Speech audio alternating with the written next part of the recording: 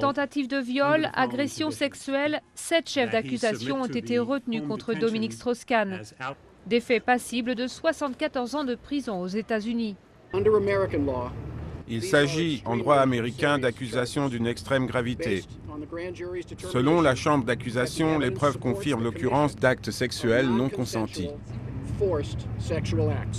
DSK est accusé par une femme de chambre du Sofitel de Manhattan de l'avoir agressé samedi. Des faits qu'il nie en bloc. Le juge lui a accordé une mise en liberté sous caution, mais il va devoir rester à New York avec un bracelet électronique à la cheville, et ce pendant certainement plusieurs mois. Le procès aura lieu sans doute dans 6 mois, voire 1 an. Selon le procureur, les preuves contre l'accusé s'accumulent de jour en jour.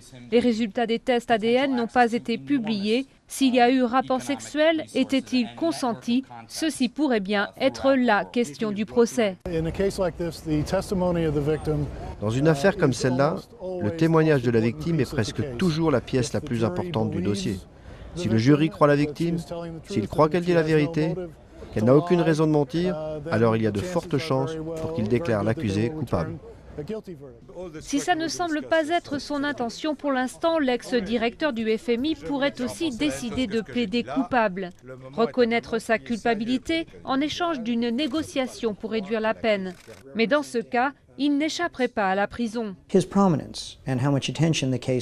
Étant donné l'importance de l'homme et le bruit autour de cette affaire, je pense qu'un accord qui résulte en une peine de moins de 5 ans de prison serait un très bon résultat pour les avocats de la défense.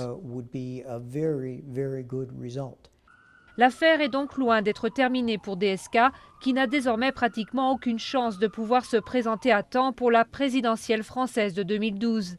Mais selon son avocat, son souci aujourd'hui est de prouver son innocence.